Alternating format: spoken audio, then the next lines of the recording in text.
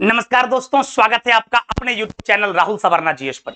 दोस्तों आज हम लोग का पहला टॉपिक जो क्लास 9th के एनसीईआरटी का है, हमारे आसपास की पदार्थ, उसका तीसरा क्लास के साथ आपसे मुलाकात किए हैं। और मैंने जो आपसे वादा किया था कि हर एक पॉइंट से जितना भी क्वेश्चन एनसीईआरटी का निकलेगा आपके एग्जाम तक लगातार, चाहे आपका बिहार पुलिस का एग्जाम हो, दरोगा का हो, बीपीएससी का हो, यानी पूरी एनसीईआरटी क्लास 9, 10th, 6, 7, 8 पूरी कंप्लीट एनसीईआरटी जो है टॉपिक वाइज, सब्जेक्ट वाइज हम साइंस को जो है खत्म करने का प्रयास कर रहे हैं। तो आप लोग इसमें सपोर्ट कीजिए, मैक्सिमम इसको शेयर कीजिए, जितने भी नए स्टूडेंट्स हैं वो सब इसको सब्सक्राइब कर लें और अधिक से अधिक बच्चों तक मुझे पहुंचाए ताकि उनको भी बहुत ज्यादा फायदा हमसे मिल सके। और पूरी एनसीईआरटी का टॉपिक वाइज जो है एक एक क्वेश्चन, जितना मैक्सिमम क्वेश्चन बन सकता है, उस क्वेश्चन को समझाते हुए, उसके कॉन्सेप्ट को बताते हुए हम लोग आगे की ओर बढ़ेंगे। तो उसी कड़ी में आज ये तीसरा क्लास है, अर्थात पार्ट 3 है।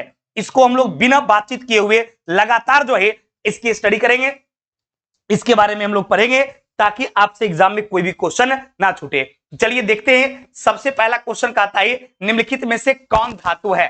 जैसे इस तरीका का सवाल देखिएगा, कई बार एग्जाम में धातु और धातु उपधातु, यानी केमिस्ट्री का ये बहुत ही मतलब कह सकते हैं मेन आपका ये टर्म है। मेटल मेटल और मेटलॉइड से रिलेटेड जो सवालें पूछी जाती है।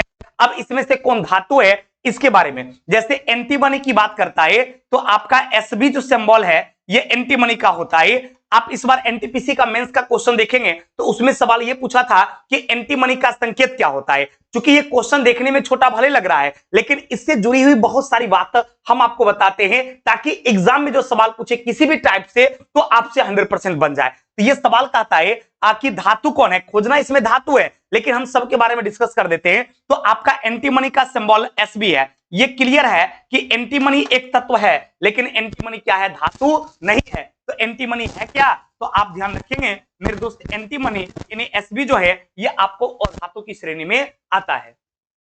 क्लियर। यदि ग्रेफाइट की बात करेगा तो ये आपका कार्बन का क्या है, ये कार्बन का एक अपरूप है। ग्रेफाइट एक तत्व है, वो कार्बन के अपरूप की श्रेणी में आता है। आर्गन जो है ये आपका अक्रिय गैस है। आर्गन के बारे में पूछा जाए तो आर्गन किस प्रकार का गैस है मेरे दोस्त, तो आपका आर्गन जो है ये एक प्रकार का अक्रिय गैस है। ग्रेफाइट कार्बन के एक अपरूप है। बच गया आयरन, जिसको आप हिंदी में लोहा कहते हैं। और ये लोहा जो है यानी Fe जो है ये भी एक तत्व है, लेकिन ये किसकी श्रेणी में आता है, तो ये मेटल की श्रेणी में आता है। अर्थात लोहा जो है ये मेटल है, अर्थात लोहा जो है ये धातु की श्रेणी में आता है। तो आपका आंसर क्या हो गया मेरे दोस्त, तो आपका आंसर जो है ये ऑप्शन नंबर आपका कौन हो गया, सी हो गया कि निम्नलिखित में से कौन धातु है, सी। अब एग्जाम में सवाल पूछा जाएगा कि एंटीमनी का संकेत क्या होता है, एसबी होता है। ग्रेफाइट किसका प्रूफ है, तो कार्बन का प्रूफ है। आर्गन को किस श्रेणी में रखते हैं, तो आर्गन को अक्रिय गैस की श्रेणी में रखते हैं। जैसे आपका हीलियम हो गया, नियोन हो गया, आर्गन हो गया, क्रिप्टन हो गया, जेनॉन हो गया, रेडोन हो गया, ये सब अक्रिय गैस की श्रेणी में आता है। क्लियर मेरे दोस्त। चलिए अगला आपका है कि निम्नलिखित में से कौन मिश्रण है। जैसे बारूद की बात करेंगे तो बारूद क्या है भाई, तो बारूद एक मिश्रण है। अब कहेंगे सर ये किससे मिलकर बना होता है, तो कार्बन, सल्फर, फास्फोरस, बालू के कण, ये सबको मिलाकर जो है बारूद का निर्माण किया जाता है, जिसका यूज जो है बम वगैरह बनाने में किया जाता है। तो आपका बारूद क्या है, ये एक मिक्सर है। जबकि चूना पत्थर क्या है, तो चूना पत्थर जो है ये एक यौगिक है। यदि कार्बन डाइऑक्साइड की बात करेंगे तो यह जो है ये क्या है भाई, तो कार्बन डाइऑक्साइड जो है ये भी एक यौगिक है। और नाइट्रोजन की बात करेंगे, नाइट्रोजन क्या है भाई, तो नाइट्रोजन एक तत्व है। तो इस तरीके से देखेंगे तो आपका बारूद क्या हो गया भाई, मिक्सर हो गया। पक्का ना बाबू, कोई कंफ्यूजन। तो इसी तरीके से लगातार जो है एक एक क्वेश्चन को समझते हुए वह कॉन्सेप्ट आप आगे की ओर बढ़िए। और जिस दिन आपका एनसीईआरटी का ये कॉन्सेप्ट वाइज एमसीक्यू डिस्कशन खत्म होगा, समझिए साइंस का हर एक सवाल जो है वो आपकी आंखों से गुजरा हुआ नजर आएगा, चाहे वो छोटा से छोटा सवाल हो, बड़ा से बड़ा सवाल हो। लेकिन इसके लिए रेगुलर रात के 8:15 बजे से 9 बजे आपको इस सेशन को देखना होगा। क्लियर बाबू। चलिए अगला कहता है निम्नलिखित में से कौन ठोस द्रव मिश्रण का प्रतिनिधित्व करता है।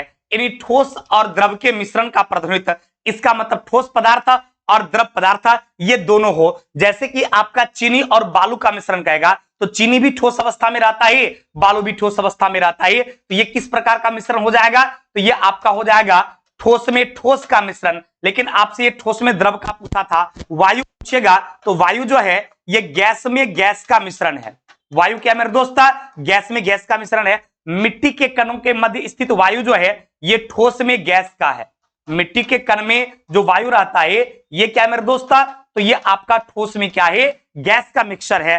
और नमक का जल में विलयन जो है, तो आपको पता है कि नमक किस अवस्था में रहती है, तो नमक ठोस अवस्था में रहती है, और जल किस अवस्था में रहती है, द्रव अवस्था में। तो ठोस और द्रव का पूछा था, तो आपका आंसर क्या होगा भाई, ऑप्शन नंबर डी हो जाएगा। क्लियर। देखिए एक कॉन्सेप्ट के तहत मैंने इसको क्लियर किया और ये सब क्रिस्टल क्लियर है। समझिए इतनी बेहतर सा क्वेश्चंस है और इस तरह के सवाल जब एग्जाम में पूछते हैं तो बच्चे बहुत ज्यादा कंफ्यूज करते हैं। तो उम्मीद करते हैं आप कंफ्यूजन यहां से ना करें। क्लियर हो गया। निम्नलिखित में से कौन ठोस और द्रव के मिश्रण का प्रतिनिधित्व करता है, तो चीनी और बालू का मिश्रण जो है ये ठोस में ठोस का हो जाएगा, वायु गैस में गैस का हो जाएगा, मिट्टी के कण के मध्य जो स्थित वायु रहता है ये आपका ठोस में गैस हो जाएगा, और नमक का जल में विलयन क्या हो जाएगा, ठोस में द्रव का हो जाएगा, या चीनी में जल का विलयन जो है ठोस में द्रव का हो जाएगा, नमक और चीनी जो है ठोस में ठोस का हो जाएगा। क्लियर। या फिर पानी में नमक जो है द्रव में ठोस का हो जाएगा। तो इस तरीके से आपको देखना पड़ेगा कौन किस स्टेट में है, क्योंकि ठोस द्रव और गैस तीनों को मिलाकर जो है एक नए मिक्सचर को तैयार किया जाता है। क्लियर बाबू, कोई कंफ्यूजन। चलिए अगला आपका है कि निम्नलिखित मिश्रणों में कौन विलयन है, तो मिट्टी, समुद्र का जल, वायु और सोडा वाटर। सॉल्यूशन की बात किया तो आपका सोडा वाटर जो है ये एक प्रकार का क्या है, विलयन है, सॉल्यूशन है, जबकि वायु जो है ये एक प्रकार का मिश्रण है, वायु मिश्रण है। समुद्र का जल जो है ये क्या है, जल आ गया तो क्लियर है ये कि यौगिक है, और मिट्टी जो है ये मिट्टी क्या है भाई, तो मिश्रण है। या फिर आप कह सकते हैं यदि उसमें एयर अंदर में नहीं रहेगा तो उस मिट्टी को आप यौगिक की श्रेणी में भी रख सकते हैं। नहीं, क्योंकि बालू जो है सिलिका SiO2, बालू मिट्टी ये सब आप जो बोलते हैं तो वो आप मिक्सचर भी है। नहीं, तो इस तरीके से ये विलयन के बारे में पूछा था। ये आपसे पूछा कि इसमें से सॉल्यूशन कौन सा है, सॉल्यूशन के बारे में, विलयन के बारे में, तो आपका सोडा वाटर जो है ये एक प्रकार का विलयन है, यानी सोडा वाटर एक प्रकार का सॉल्यूशन है। क्लियर बाबू। अगला सवाल कहता है निम्नलिखित में से कौन भौतिक परिवर्तन है। देखिए मेरे दोस्त, कोई भी पदार्थ जो होता है उस पदार्थ में होने वाला परिवर्तन दो तरीका का होता है। एक परिवर्तन को कहा जाता है भौतिक परिवर्तन।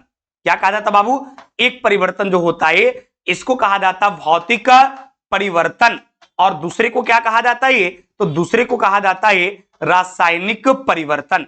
यानी एक फिजिकल चेंज और दूसरा क्या होता भाई, तो दूसरा आपका होता है केमिकल चेंज। गौर फरमाइएगा, दोनों में डिफरेंस है, भौतिक परिवर्तन और रासायनिक परिवर्तन। यदि आप इस कॉन्सेप्ट को समझ लेंगे तो 100% आपसे एग्जाम में सवाल बनेगा, और कॉन्सेप्ट को नहीं समझेंगे तो मामला गड़बड़ा भी सकता है। तो समझिए, देखिए भौतिक परिवर्तन का मतलब होता है किसी पदार्थ में होने वाला वैसा परिवर्तन जिसमें पदार्थ का रंग, रूप या गुण कुछ समय के लिए बदलता है, पुनः उसे प्राप्त किया जा सकता है। मतलब कुछ समय के लिए, अर्थात कुछ देर के लिए वो बदलता है, लेकिन फिर से आप उसको प्राप्त कर सकते हैं। कुछ देर के लिए बदलेगा और फिर से आप प्राप्त कर लेंगे, तो इस परिवर्तन को भौतिक परिवर्तन कहा जाता है। लेकिन रासायनिक परिवर्तन वैसे परिवर्तन को कहा जाता है जिसमें पदार्थ का रंग, रूप या गुण हमेशा के लिए बदल जाता है, सदा के लिए बदल जाता है, उसे पुनः प्राप्त नहीं किया जा सकता है। तो प्राप्त यदि नहीं किया जा सकता है तो केमिकल चेंज कहलाता है, और प्राप्त किया जा सकता है तो फिजिकल चेंज कहलाता है। तो इस तरीके से देखेंगे तो भौतिक और रासायनिक ये दो प्रकार का परिवर्तन होता है। तो भौतिक परिवर्तन में पुनः प्राप्त किया जा सकता है, रासायनिक परिवर्तन में पुनः प्राप्त नहीं किया जा सकता है। कोई कंफ्यूजन बाबू। चलिए, तो इस तरीके से देखेंगे तो भौतिक परिवर्तन और रासायनिक परिवर्तन में क्लियर हो गया। अतः भौतिक परिवर्तन में क्या हो जाएगा, मांसपेशी का दबना और फूलना, स्प्रिंग का सिकुड़ना और फैलना, फिर आपका ये रबर का सिकुड़ना और फैलना, फिर आपका ये बर्फ का जमना और पिघलना, ये सब आपका भौतिक परिवर्तन होगा। लेकिन रासायनिक परिवर्तन की बात करेंगे, लोहे में जंग लगना, दूध से दही का बनना, ये भोजन का पचना, ये सब क्या होगा, तो ये सब आपका केमिकल चेंज हो जाएगा, ये सब आपका रासायनिक परिवर्तन हो जाएगा। तो इस तरीके से ये भौतिक परिवर्तन पूछा। तो एक में देखिए लोहे में जंग लगना है, क्लियर है कि लोहे में जंग लगना कैसा परिवर्तन है, केमिकल चेंज है। अगला मोमबत्ती का जलना कैसा परिवर्तन है, तो मोमबत्ती का जलना जो है ये एक रासायनिक परिवर्तन है, जबकि मोम का पिघलना या मोम का जमना जो है वो भौतिक परिवर्तन है। देखिए दोनों में अंतर है मेरे दोस्त। एक मोमबत्ती का जलना, यानी मोमबत्ती जलेगा तो फिर से मोम की प्राप्ति नहीं हो पाएगी, लेकिन मोम को गर्म करेंगे और वो पिघल जाएगा, और फिर ठंडा करेंगे तो जम जाएगा। तो मोम का जमना और मोम का पिघलना एक भौतिक परिवर्तन है। मोम का जमना और मोम का पिघलना भौतिक परिवर्तन है, जबकि मोमबत्ती का जलना एक रासायनिक परिवर्तन है।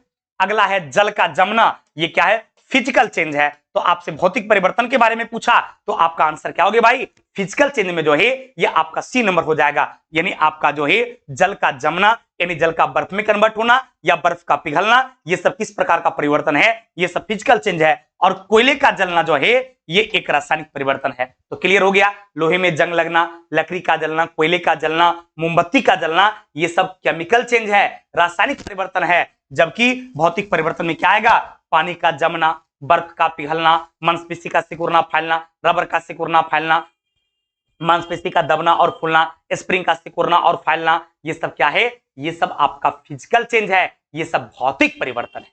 क्लियर बाबू, कोई कंफ्यूजन? चलिए अगला सवाल कहता है कि निम्नलिखित में से कौन रासायनिक परिवर्तन का उदाहरण है। अब ये केमिकल चेंज के बारे में पूछा तो मैंने अभी तुरंत आपको बताया था कि रासायनिक परिवर्तन का मतलब होता है किसी पदार्थ में होने वाला वो परिवर्तन जिसमें पदार्थ का रंग, रूप या गुण जो है सदा के लिए बदल जाता है, हमेशा के लिए बदल जाता है, उसे पुनः प्राप्त नहीं कर सकते हैं। एक बार परिवर्तन हो गया तो फिर कभी दोबारा वो प्राप्त नहीं होगा। यदि ऐसा परिवर्तन होता है तो ऐसे परिवर्तन को क्या बोलते हैं, ऐसे परिवर्तन को बोलते हैं केमिकल चेंज, यानी उसको रासायनिक परिवर्तन कहा जाता है। अभी एग्जांपल मैंने बहुत सारा बताया। अब यहां जल का उबलना है, यह भौतिक परिवर्तन है। जलवाष्प का संघनन जो है भौतिक परिवर्तन है। लोहे का पिघलना जो है भौतिक परिवर्तन है। लेकिन कोयले का जलना क्या होगा, कोयले का जलना जो है ये केमिकल चेंज हो जाएगा, क्योंकि कोयला जब जलेगा तो फिर से कोयला की प्राप्ति नहीं हो सकती है, इसलिए वो केमिकल चेंज है। लेकिन लोहा जब पिघल जाएगा तो फिर ठंडा करेंगे तो जम जाएगा। तो लोहे का पिघलना और जमना ये एक भौतिक परिवर्तन होगा। मोम का पिघलना और मोम का जमना एक भौतिक परिवर्तन होगा, लेकिन मोमबत्ती का जलना रासायनिक परिवर्तन होगा। लोहे में जंग लगना रासायनिक परिवर्तन होगा। क्लियर? तो अब यहां पर ऑप्शन के हिसाब से देखिए तो कोयले का जलना क्या हो गया भाई, तो कोयले का जलना जो है वह एक केमिकल चेंज है, ये एक रासायनिक परिवर्तन है। क्लियर बाबू, आवाज आ रही है ना? चलिए अगला क्वेश्चन का आता है खरिया क्या है। नहीं, खरिया चूना आप लोग नाम सुने होंगे, ये एक प्रकार का क्या है, कंपाउंड है। खरिया जो है ये एक प्रकार का क्या है, यौगिक है, ये कंपाउंड के अंतर्गत आता है। अगला है कि रेत के सूक्ष्म कणों का जल में निलंबन निम्नलिखित में से किसका उदाहरण होगा। जैसे रेत के सूक्ष्म कणों का जल में निलंबन का मतलब नदी का गंदा पानी। नहीं, इसका मतलब क्या हो गया, इसका मतलब हो गया नदी का गंदा पानी। क्वेश्चन पूछेगा कि नदी का गंदा पानी जो है इसमें क्या रहता है, नदी का पानी जो है उसमें बालू का कण मिला हुआ रहता है। तो जब नदी के पानी में बालू का कण मिला हुआ रहता है तो वो नदी का गंदा पानी हो गया। और कहता है ये किस प्रकार का उदाहरण होगा, यानी किस प्रकार का विलयन होगा। तो याद रखिएगा ये जो है ये निलंबन का उदाहरण होगा। किसका उदाहरण होगा भाई, तो ये निलंबन का उदाहरण होगा। तो आपका आंसर क्या होगा, ऑप्शन नंबर सी हो जाएगा। कोई कंफ्यूजन? चलिए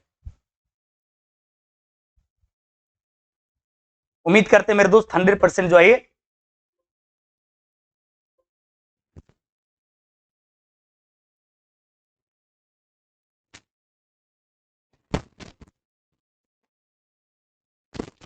चलिए बाबू क्लियर हो गया ना, कोई कंफ्यूजन?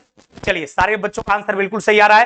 तो नदी के गंदे पानी की बात करेंगे तो वो निलंबन का उदाहरण हो जाएगा, जो कि आपका ऑप्शन नंबर सी में है। क्लियर? अब जैसे विलयन है तो विलयन का मतलब क्या हो गया, जब दो या दो से अधिक पदार्थ को आप किसी अनुपात में मिलाते हैं तो उससे विलयन का निर्माण होता है। जैसे पानी और चीनी को मिलाते हैं, पानी और नमक को मिलाते हैं, मतलब कि वो एक्वस के रूप में रहता है, वो आपका विलयन हो गया। अब कोलाइड विलयन में कौन आता है, जैसे आपका दूध जो है या सेंट है, पेंट है, या फिर क्या कहते हैं पनीर है, ये सब कोलाइड विलयन का ही उदाहरण है। उसके बाद संतृप्त विलयन का मतलब होता है, सैचुरेटेड सॉल्यूशन का मतलब होता है एक वैसा विलयन जिसमें विलय पदार्थ की मात्रा आवश्यकता अनुसार घुला हो। तो जब किसी विलयन में विलय पदार्थ की मात्रा बिल्कुल सफिशियंट रहता है, मतलब जितनी जरूरत है उसी रेशियो में घुला रहता है, तो उसको संतृप्त विलयन कहा जाता है। आवश्यकता से जब बहुत कम रहता है तो उसको असंतृप्त विलयन कहा जाता है, और आवश्यकता से बहुत अधिक रहता है, उससे अधिक उस तापमान पर घुलाया ही नहीं जा सकता है, तो उसको अति संतृप्त विलयन कहा जाता है। तो इस दृष्टिकोण से हम लोग देखते हैं, ये हो गया कि संतृप्त विलयन में क्या होता है, आवश्यकता अनुसार घुला रहता है, और संतृप्त विलयन में आवश्यकता से बहुत कम घुला रहता है, और अति संतृप्त विलयन में आवश्यकता से बहुत ज्यादा घुला रहता है। क्लियर बाबू? चलिए अगला है कि कोलाइड विलयन में कणों के टेढ़े मेढ़े मार्गों से गमन करना क्या कहलाता है। यानी कोई कोलाइड विलयन है, अब इसमें कोई कण जो है, मतलब कोई मॉलिक्यूल्स जो है, मॉलिक्यूल्स जो है वो टेढ़े मार्गों से गमन करता है। इसका मतलब है उस प्रभाव को क्या कहा जाता है, उसको ब्राउनी गति कहा जाता है। जब कोई कण जो है टेढ़े मेढ़े तरह से जो है उस विलयन में वो मूव करता है तो उसको ब्राउनी का नियम गति कहा जाता है। तो आंसर हो जाएगा ऑप्शन नंबर बी। और टिंडल प्रभाव में क्या होता है कि वो बहुत ज्यादा चमकते, वो रे जब कोलाइड विलयन से गुजरता है तो वहां पर बहुत ज्यादा वो चमकते या विभिन्न प्रकार के रंगों में परिवर्तित होते नजर आता है। अगला है निम्नलिखित में से कौन टिंडल प्रभाव को प्रदर्शन करता है। तो आपका ये नमक का विलयन, दूध का विलयन, सोडियम कार्बोनेट का विलयन और स्टार्च का विलयन। तो कोलाइडी विलयन है, सॉरी ये टिंडल प्रभाव है। तो टिंडल प्रभाव जो है ये किसका शो करेगा, आप लोग थोड़ा कमेंट करके बताइए। नहीं अभी तुरंत मैंने आपको बताया है इसके बारे में, तो आप लोग जल्दी कमेंट करके बताएंगे कि इसमें आपका नमक का विलयन होगा या दूध होगा या सोडियम कार्बोनेट का विलयन होगा या फिर आपका स्टार्च का विलयन होगा। जल्दी आप लोग बताइए कि टिंडल प्रभाव जो है इसका प्रदर्शन जो है इनमें से कौन कर रहा है। क्लियर ना, क्या क्या आंसर आ रहा भाई, कुछ बच्चे बी और कुछ बच्चे सी। चलिए आप लोग जल्दी आंसर कीजिए कि नमक का विलयन जो है ये या फिर ये दूध जो है या सोडियम ये कार्बोनेट या स्टार्च, इसमें से कौन होगा। तो ध्यान रखेंगे टिंडल प्रभाव का प्रदर्शन जो है ये कौन करता है, तो स्टार्च का विलयन जो होता है, ये स्टार्च का विलयन जो है ये टिंडल प्रभाव को प्रदर्शित करता है, ना कि दूध और सोडियम कार्बोनेट। क्लियर। अगला है कि कार्बन डाइऑक्साइड के सभी नमूनों में कार्बन और ऑक्सीजन के द्रव्यमानों का अनुपात हमेशा ये सॉरी गलती लिखा गया यहां पर बाबू, इसको ठीक कर लेंगे, हमेशा 3:8। तो यहां पर 3:8 जो है वही क्या हो गया, वो एक साथ होकर 38 लिखा गया। तो इसको ठीक कर लेंगे। कहता है कि इसमें कार्बन डाइऑक्साइड जो है इसमें कार्बन का रेशियो जो है, कार्बन आपका 3 अनुपात में और आपका ऑक्सीजन जो है ये 8। तो कार्बन और ऑक्सीजन का रेशियो जो है, कार्बन और ऑक्सीजन का रेशियो जो है वो हमेशा 3:8 रहता है। कहता है यह किस नियम का अनुकूलन करता है, तो इसमें रेशियो चूंकि हमेशा फिक्स रहता है 3:8 ही रहता है, तो इस नियम को कहा जाता है स्थिर अनुपात का नियम, लॉ ऑफ फिक्स्ड प्रोपोर्शनल कहा जाता है। तो है किसी ऑप्शन में क्या पदार्थ का अंशरता का नियम नहीं होगा, स्थिर अनुपात का नियम होगा, बिल्कुल सही है। तो आपका आंसर क्या होगा भाई, ऑप्शन नंबर बी होगा। यदि किसी भी यौगिक में उसके अवयव का रेशियो यदि हमेशा फिक्स रहता है, उसके अवयव का रेशियो यदि हमेशा निश्चित रहता है, तो इस नियम को ही कहा जाता है स्थिर अनुपात का नियम। और यह नियम किसने दिया था, तो प्राउस्ट ने दिया था। कभी कभी एग्जाम में क्वेश्चन पूछेगा कि स्थिर अनुपात का नियम किसने दिया था, तो आप आंसर क्या दोगे, स्थिर अनुपात का नियम जो है ये आपको प्राउस्ट ने दिया था। किसने दिया था भाई, तो स्थिर अनुपात का नियम जो है ये आपको प्राउस्ट के द्वारा दिया गया। किसके द्वारा, तो स्थिर अनुपात का नियम जो है ये प्राउस्ट के द्वारा दिया गया। और उसमें कहा गया किसी भी यौगिक के अवयवों का रेशियो जो है वो हमेशा फिक्स होता है। जैसे कार्बन डाइऑक्साइड में आपने देखा कि कार्बन और ऑक्सीजन का रेशियो हमेशा 3:8 होता है। उसी तरीके से जल की यदि बात आपसे करता है, H2O की बात करता है, तो जल में भी हाइड्रोजन और ऑक्सीजन के रेशियो की बात करेगा। कौन है भाई, जल में भी यदि आप हाइड्रोजन और ऑक्सीजन की बात करेंगे तो जल में भी हमेशा हाइड्रोजन ऑक्सीजन का रेशियो जो है वो हमेशा क्या रहता है, तो आपका 1:8 रहता है। जैसे आपका कार्बन डाइऑक्साइड में 3:8 रहता है, उसी तरीके से पानी की बात करेगा उसमें हमेशा 1:8 ही रहता है, 1:8 ही रहता है, चाहे आप जल की प्राप्ति किसी भी सोर्स से क्यों ना करता हो। यह नियम प्राउस्ट ने दिया था और इसी को लॉ ऑफ फिक्स्ड प्रोपोर्शनल स्थिर अनुपात का नियम या इसी को नियत अनुपात के नियम के नाम से भी जाना जाता है। लेकिन अपवर्ती अनुपात का नियम अलग होता है, गैसीय आयतन का नियम, ये सब हम लोग अलग अलग टॉपिक में इसको के बारे में डिस्कस करेंगे। आगे बहुत सारा टॉपिक है बचा हुआ। अगला है किस वैज्ञानिक के अनुसार परमाणु अविभाज्य है। यानी परमाणु अविभाज्य का मतलब हो गया कि परमाणु जो है इसको विभाजित नहीं किया जा सकता है, विभाजित नहीं किया जा सकता है, नहीं किया जा सकता है। तो क्लियर है कि जिसको विभाजित नहीं किया जा सकता है वो क्या हो गया भाई, वो आपका अविभाज्य हो गया। हेलो हेलो, हाँ बोलिए, हेलो, रो, रोग नंबर बोल। क्लियर। तो परमाणु अविभाज्य का मतलब क्या हो गया जिसको विभाजित नहीं किया जा सकता है, अर्थात जिसको बांटा नहीं जा सकता है, वो आपका अविभाज्य कहलाता है। ये किसने कहा था पहले? तो ये आपको डाल्टन साहब ने कहा था कि परमाणु जो है ये अविभाज्य है, अर्थात परमाणु को बांटा ही नहीं जा सकता है, परमाणु को तोड़ा ही नहीं जा सकता है। इसका मतलब है कि परमाणु के बारे में उन्होंने कहा कि परमाणु किसी भी पदार्थ का सबसे सूक्ष्म कण होता है, इससे छोटा छोटा कण नहीं होता है। हालांकि बाद के दिनों में यह पता चला कि परमाणु विभाज्य है, और डाल्टन का जो ये परमाणु सिद्धांत था इसको गलत साबित किया गया, और गलत साबित करने के बावजूद जो है ये बताया गया डाल्टन के सिद्धांत में कि डाल्टन के सिद्धांत का ये दोष था, क्योंकि परमाणु विभाज्य है, परमाणु को बांटा गया है, और आपका परमाणु जो है ये 3 मौलिक कणों से मिलकर बना है। एक को इलेक्ट्रॉन, दूसरे को प्रोटॉन, और तीसरे को क्या कहा जाता है? न्यूट्रॉन कहा जाता है। एटम इलेक्ट्रॉन, प्रोटॉन और न्यूट्रॉन इन तीनों से मिलकर बना हुआ है। क्लियर बाबू? अगला आपका कहता है तत्व के वे सूक्ष्म कण जो मुक्त रूप में नहीं रहते हैं किंतु रासायनिक अभिक्रिया में भाग लेता है, उसे क्या कहा जाता है? कहता है किसी भी पदार्थ का वह सूक्ष्म कण जो स्वतंत्र अवस्था में नहीं रहता है, अर्थात मुक्त रूप में नहीं रहता है, लेकिन इतना फोन कर रहा है कौन?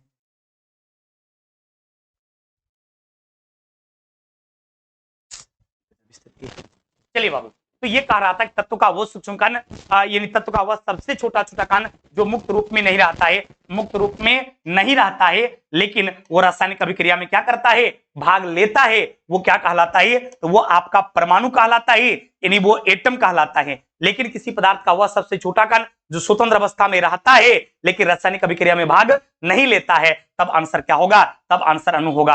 यानी अणु जो है ये रासायनिक अभिक्रिया में, रासायनिक अभिक्रिया जो है ये रासायनिक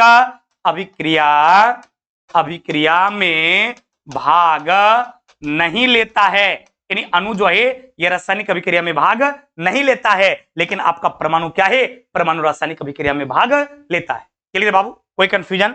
चलिए अगला कहता है निम्नलिखित में से कौन एक परमाणविक अणु के रूप में है? एक हाइड्रोजन की बात करेंगे, ये H2 के रूप में रहता है, क्लोरीन Cl2 के रूप में रहता है, सल्फर H2 के रूप में रहता है, S4 के रूप में भी रहता है, लेकिन आर्गन जो है वो हमेशा Ar के रूप में रहता है। यानी आर्गन जो है यह हमेशा एक परमाणविक के रूप में रहता है। अतः आपका आंसर क्या हो जाएगा? ऑप्शन नंबर डी हो जाएगा, क्योंकि ये कह रहा था कि एक परमाणविक अणु का मतलब होता है जिस अणु में एक ही परमाणु हो, लेकिन यहां पर देख रहे हैं हाइड्रोजन के एक अणु में 2 परमाणु है, क्लोरीन के एक अणु में 2 परमाणु है, सल्फर के एक अणु में 2 भी रहता है, 4 भी रहता है, कभी कभी S8 भी देखिएगा 8 भी रहता है, अर्थात ये तीनों एक परमाणुविक नहीं है। कौन सा है भाई? तो आपका आर्गन। तो एक परमाणु में कौन कौन आता है सबका नाम आप जानिए, ताकि इससे संबंधित सवालें जब एग्जाम में पूछा जाए तो 100% आप बनाकर आइए। जैसे आपसे हीलियम की बात करेगा, नियोन की बात करेगा, आर्गन का बात करेगा, क्रिप्टन का बात करेगा, जेनोन का बात करेगा, रेडोन का बात करेगा, तो याद रखिएगा helium, neon, argon, krypton, xenon, radon ये हमेशा जो है एक परमाणुविक के अंतर्गत आता है, यानी एक परमाणु से मिलकर ही बना होता है। क्लियर? तो आपके ऑप्शन के हिसाब से देखेंगे तो इसका आंसर क्या हो गया भाई? Option number D. पक्का ना? एकदम दिमाग सेट हो गए? कौन कौन? Helium, neon, argon, krypton, xenon और रेडोन ये सब एक परमाणु के अंतर्गत आता है। अगला है कि तत्व ए और बी की संयोजकता क्रमशः 3 और 2 है। कहता है ए का 3 है और बी का 2 है, तो इसमें आप जान लीजिए कभी भी यदि इस तरह का परमाणुकता दिया हुआ है तो कहता है मेरा तुम्हारा और तुम्हारा मेरा, यानी जो मेरा है वो तुम्हारा हो जाएगा, जो तुम्हारा वो मेरा हो जाएगा। तो इसको आप क्या लिखेंगे? A2 और B3 है किसी ऑप्शन में क्या? A2 और B3 ये ऑप्शन नंबर बी में है, अतः आंसर ये होगा। कि तत्वों के संयोग से बने यौगिक का सूत्र कहा था, तो इसमें हमेशा मेरा तुम्हारा तुम्हारा मेरा, मेरा तुम्हारा तुम्हारा मेरा, तो जो इसका है वो उसका, जो उसका है वो इसका, तो आपका आंसर हो गया ऑप्शन नंबर बी। क्लियर भाई? अगला है कि सोडियम फॉस्फेट का सूत्र क्या होता है? NaPO4। सब में तो NaPO4 है भाई, NaPO4 NaPO4 NaPO4। आइए टाइपिंग मिस्टेक से ऐसा लिखा गया भाई, NaPO4 ही होता है सोडियम फॉस्फेट, तो 1 नंबर को आंसर मार लीजिए, बाकी यहाँ पर 2 कर दी, यहाँ पर 3 कर दीजिए, तो ये सब क्या हो जाएगा? गलत हो जाएगा। टाइपिंग मिस्टेक से यहाँ पर 2-3 छूट गया बाबू, ऐसे सोडियम फॉस्फेट का NaPO4 होता है।